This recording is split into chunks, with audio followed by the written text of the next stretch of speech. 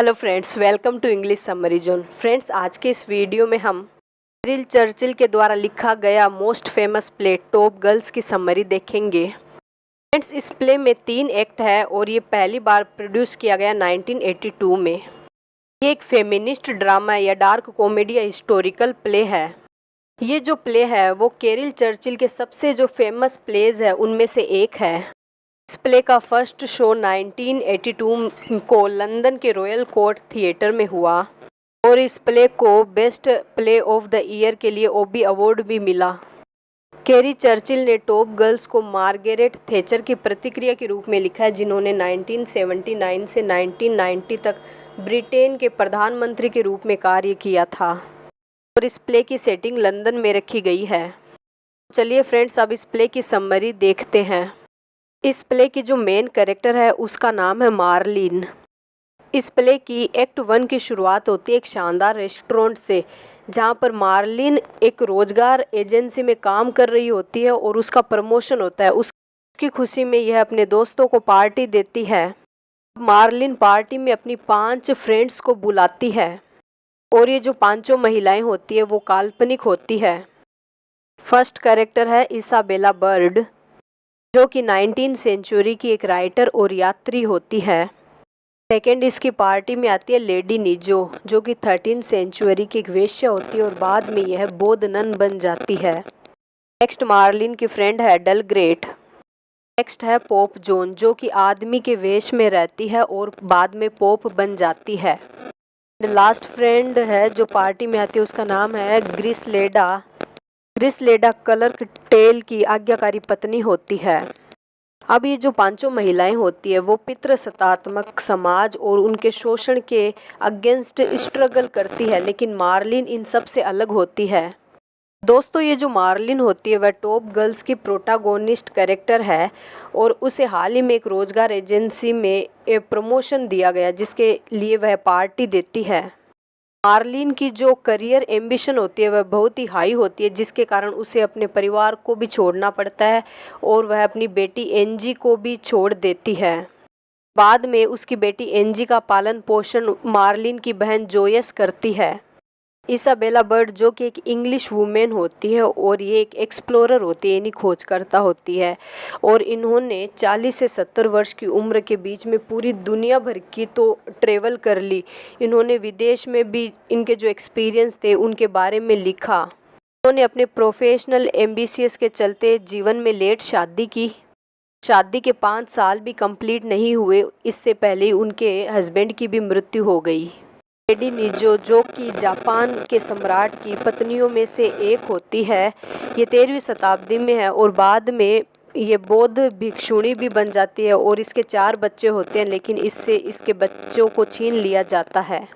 Great, ये एक ब्रूगेल की फेमस पेंटिंग होती है जिसका हमेशा सब्जेक्ट बनी रहती है और इसे एक लीडर के रूप में दर्शाया गया है, जो कि नरक के राक्षसों की भीड़ के खिलाफ लड़ाई लड़ती है।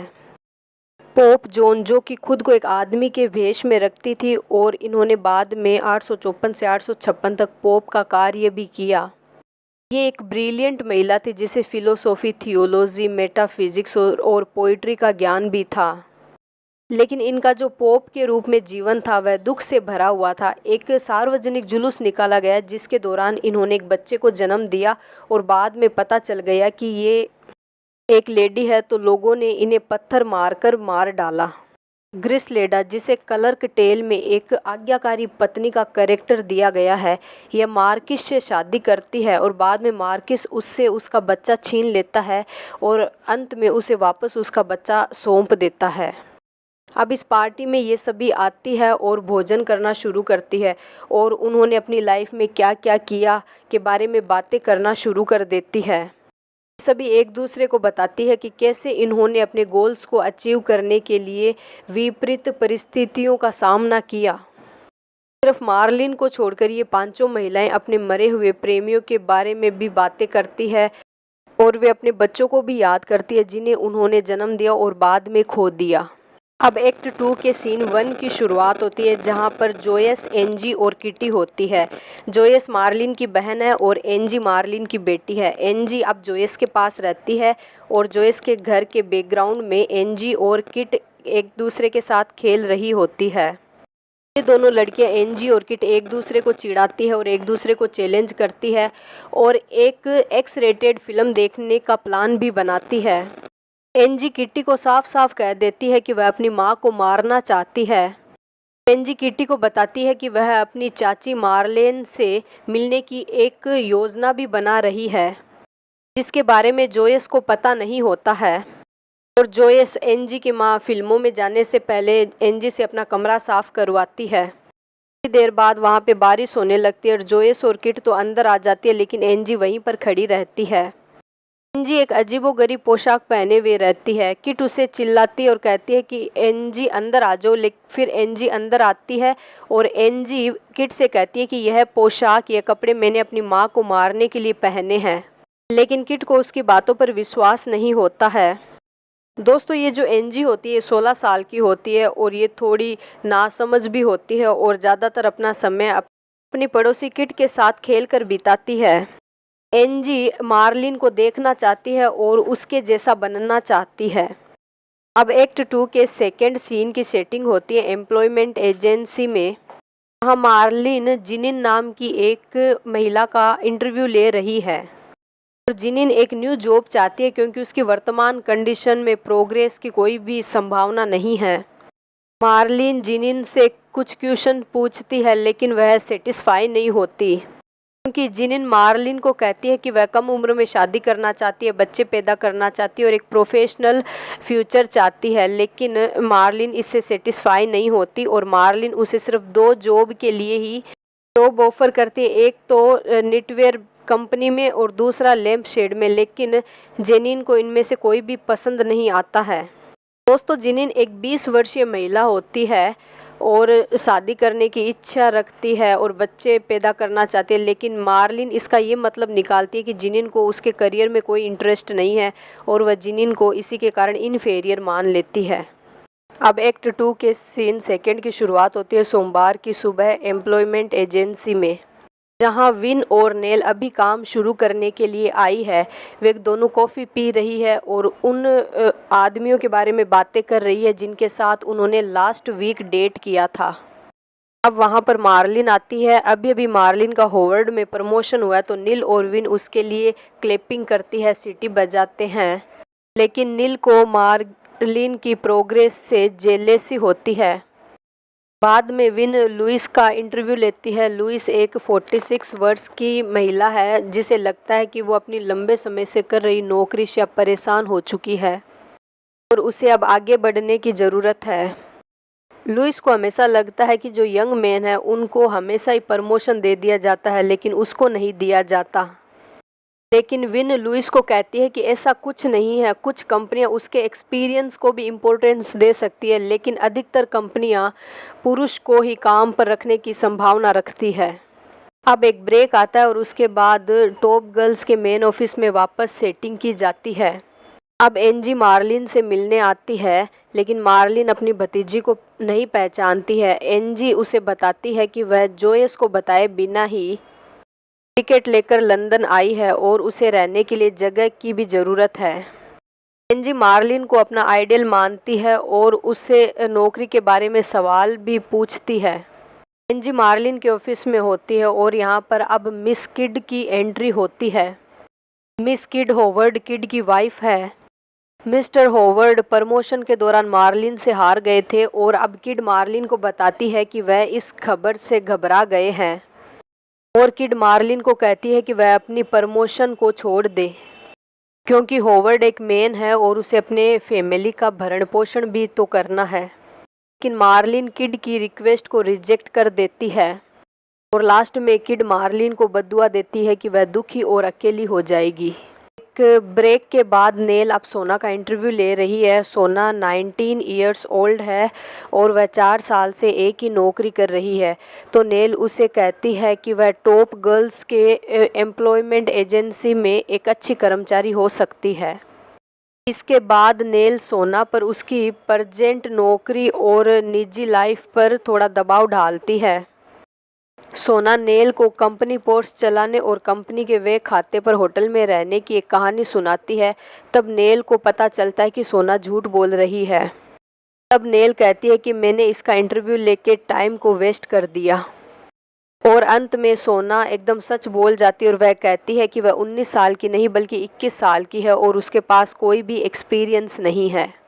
अब एक ब्रेक के बाद विन मेन ऑफिस में आती है और वह एनजी को अपने मेज पर बैठे हुए देखती है। विन अपना इंट्रोडक्शन देती है और एनजी की चाची मार्लिन की प्रशंसा भी करती है। वे दोनों बातें करने लग जाती है और विन उसको अपने प्रोफेशनल लाइफ के बारे में बताती है। वह अपनी शादी का जिक्र करती है और एनजी को कहती है कि उसके पति को जेल में डाल दिया गया। हालांकि विन की कहानी के दौरान एनजी को नींद आ जाती है। कुछ देर बाद नील ऑफिस में आती है और वह विन को बताती है कि होवर्ड किड को हार्ट अटैक आया है। मार्लिन ऑफिस में आती है और वह एनजी को सोते हुए देखती है। विन मार्लिन को बताती है कि एनजी टॉप गर्ल्स में काम करना चाहती है। विन कहती है कि एनजी एक अच्छी बच्ची है, लेकिन मार्लिन कहती है कि वह थोड़ी मोटी, थोड़ी मजाकिया और वह ऐसा नहीं कर पाएगी। अब शुरू होता है एक्ट 3, जो कि एक फ्लैशबैक सीन है और यह एक 3 साल पहले संडे की शाम को जोयस के घर पर सेट किया गया है। आखिरी बार मार्लिन इप्सविच में जोयस और एनजी से मिलने के लिए आती है। मार्लिन के द्वारा एक गिफ्ट भी लाया जाता है जिसमें वही कपड़े होते हैं जो एनजी ने एक्ट 1 में पहन रखे थे। जोयस मार्लिन से कंप्लेन करती है कि वह ऐसे सडनली कैसे आ गई और उसे बाद में पता चलता है कि एनजी ने भी ट्रेवल का प्लान बनाया है और जोयस को बताए बिना ही मार्लिन को इनवाइट किया है। सीन में जोयस और मार्लिन दोनों सिस्टर्स के अतीत के बारे में बताया गया। वे दोनों विस्की बोतल शेयर करती है और एक ऐसा पॉइंट आता है जहां पर एनजी अपनी चाची मार्लिन से कहती है कि वह उनके साथ रहना चाहती है। जब दोनों बहनें अकेली होती है तो जोयस मार्लिन को डांटती है कि जब वह छोटी थी तो उसने शहर को छोड़ दिया था। बाद में जोयस को ही उसकी माँ और मार्लिन की बेटी एनजी की देखभाल करनी पड़ी। दोनों आर्ग्यूमेंट करना शुरू कर देती है और इस आर्ग्यूमेंट के दौरान पता चलता है कि मार्लिन जब 17 साल की थी वह प्रेग्नेंट थी, लेकिन उसने इसके बारे में किसी को नहीं बताया। 3 साल तक शादीशुदा रहने और कोई संतान न होने के कारण जोयस और उसके पति फ्रैंक ने बच्चे को गोद लेने की पेशकश की। मार्लिन और जोयस ब्रिटिश पॉलिटिक्स के बारे में बात करनी शुरू कर देते हैं। मार्लिन थैचर तो समर्थक रूढ़िवादी पक्ष का पक्ष लेती है और जोयस समाजवादी वामपंथी पक्ष का पक्ष लेती है। फिर दोनों बातचीत का सब्जेक्ट बदलती है और अपने पेरेंट्स के स्ट्रगल लाइफ के बारे में बातें करती है और उनकी मैरिड लाइफ के बारे में बातें करती है। मार्लिन जोयस से कहती है कि वह क्लास में विश्वास नहीं करती है। किसी को भी अपनी इच्छाओं को पूरा करने में कैपेबल होना चाहिए यदि उसके पास वह है जो इसके लिए आवश्यक है।